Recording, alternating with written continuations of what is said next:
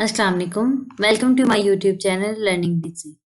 आज मैं आपके साथ MGT 613 production slash operation management की असाइनमेंट नंबर 1 का सोल्यूशन शेयर करने लगी हूँ, जो कि फाल 2024 की है। इसकी ड्यू डेट है 8 नवंबर 2024। इसके टोटल मार्क्स हैं 10। चलिए अब हम इसकी टॉपिक और आगे इसकी डिस्क्रिप्शन की तरफ चलते हैं। टॉपिक है प्रोडक्टिविटी। डिस्क्रिप्शन क्या कहती है? The productive use of an organisational resource is one of the main responsibilities of an operations manager. यानी कितना प्रोडक्ट जो है हमारा आउटपुट आ रहा, कितनी चीज़ें जो है हमें ज़्यादा मिल रही, जो आउटपुट मिल रहा है उसका हमें कितना फ़ायदा है। The productivity is an index that measures output to the input. The productivity can be measured for single input or more than one input, which is termed as multi-factor productivity. The productivity can be measured to judge efficiency of a single operation, an organization or an entire country. यानी हम पूरे मुल्क का, किसी specific area का या किसी एक पर्सन का काम की प्रोडक्टिविटी निकाल सकते हैं। कैसे, वो भी इन्होंने यहाँ पे खुद ही बता दिया है कि आउटपुट डिवाइडेड बाय इनपुट से हमें इसका आंसर मिलता है। आप चलते हैं क्वेश्चन की तरफ। असाइनमेंट क्वेश्चन वो क्या कहता है? Based on your knowledge of productivity measurement, how will you measure the productivity in the following cases. कौन कौन से केसेस हैं? केस नंबर 1 है अ machine produce 136 usable pieces in 4 hours. हम 1 बाय 1 इसके आंसर्स पे चले जाते हैं। प्रोडक्टिविटी का फार्मूला है, ये इन्होंने खुद भी असाइनमेंट में शेयर किया हुआ है कि आउटपुट डिवाइडेड बाय इनपुट आता है। तो यहाँ पे हमारे पास आउटपुट क्या है? 136 पीसीज उसने खुद दिए हुए हैं कि 136 यूजेबल पीसीज हैं, और टाइम हमारे पास 4 आवर्स है। तो इनपुट हमारे पास क्या हुआ? 4 आवर्स। प्रोडक्टिविटी के फार्मूले में आउटपुट डिवाइडेड बाय इनपुट करेंगे तो हमारे पास आंसर आ जाएगा 34 पीसीस पर आवर। ये पहले क्वेश्चन का आंसर है, उसकी प्रोडक्टिविटी इतनी आती है। हम नेक्स्ट क्वेश्चन की तरफ चलते हैं। नेक्स्ट क्वेश्चन है 8 workers install 1440 square yards of carpeting in 16 hours. तो ये है हमारे पास आउटपुट और ये हमारे पास है इनपुट। तो सेम पहले क्वेश्चन की तरह हम इसमें पुट कर देंगे formula for productivity output by input, where output is equal to 1440 square yards. Input labours जो है number of workers multiply by hours worked is equal to 8 workers into 16 hours, तो 128 आवर्स आ जाएंगे। तो यहाँ पे हमने फार्मूले में वैल्यू पुट की और हमारा आंसर आ गया 11.25 स्क्वायर यार्ड्स पर आवर। आगे चलते हैं क्वेश्चन नंबर 1 के लास्ट पार्ट की तरफ। Determine the multi factor productivity for the following data. Data में हमारे पास है आउटपुट 3520।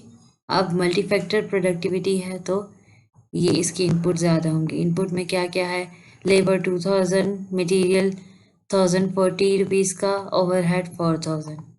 इसको हमने यूटिलाइज करना है। इसमें हम करते हैं मल्टी फैक्टर प्रोडक्टिविटी में output divided by total input. तो टोटल इनपुट हम निकाल लेंगे। टोटल इनपुट में लेबर भी आ जाएगी, मटेरियल भी आ जाएगा, ओवरहेड भी आ जाएगा। हमने इन सबको प्लस करना है और इनके प्लस करने से हमारे पास ये टोटल इनपुट 7040 आ गया। अब हमने जो फार्मूला है उसके अंदर ये वैल्यू पुट की तो हमारे पास मल्टी फैक्टर प्रोडक्टिविटी जो आ गई है वो 0.5 आ गई। यहाँ पे ये असाइनमेंट का सोल्यूशन ख़त्म होता है। अब हम आगे इसकी कुछ इम्पोर्टेंट जो नोट उन्होंने दिया है उसके ऊपर गौर करते हैं। Please elaborate formulas and complete working for each question. Failure to this may lead to deduction of marks. जैसे समटाइम्स स्टूडेंट्स क्या कहते हैं, फार्मूला नहीं लिखेंगे, डायरेक्ट आउटपुट की वैल्यू और इनपुट की वैल्यू लिख के आंसर दे देंगे। इस तरह नहीं करना, हर पार्ट का अपने प्रॉपर फार्मूला लिख के फिर उसका आंसर लिखना है, वरना मार्क्स डिडक्ट हो जाएंगे।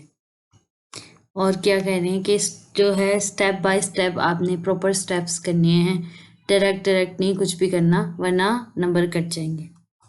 और आपने ये जो असाइनमेंट है कहीं और नहीं सेंड करनी, मेल वगैरह कुछ भी नहीं करना, सिर्फ और सिर्फ आपने अपने वर्चुअल यूनिवर्सिटी के LMS के ऊपर अपलोड करनी है। आप इधर उन्होंने फॉर्मेटिंग गाइडलाइंस दी हुई हैं।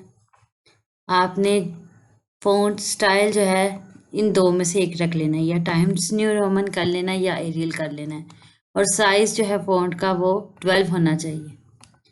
और MS वर्ड या ओपन ऑफिस फॉर्मेट, इन दो में से किसी एक के अंदर आपने असाइनमेंट बनानी है। इसके अलावा एक्सेप्टेबल नहीं होगी, आपको मार्क्स नहीं मिलेंगे। और आपने जो फ़ॉन्ट कलर है ब्लैक या ब्लू रखना है, इसके अलावा कोई और नहीं रखना। अगर आप कोई और फॉर्मेट जो उन्होंने दिया हुआ है MS वर्ड या ओपन ऑफिस, उसके अलावा Excel, PowerPoint, PDF etcetera किसी पे भी करके आप उसको अपलोड करेंगे ना, तो आपको 0 मार्क्स मिलेंगे। या अगर आपने असाइनमेंट जो ड्यू डेट है 8 उसके बाद अपलोड की तो भी आपको मार्क्स नहीं मिलेंगे। अगर आपने कहीं से 100% कॉपी की है तो वहाँ से भी आपको चीटिंग कंसिडर होगी, प्लेजरिज्म आएगा, आपके मार्क्स कटेंगे। और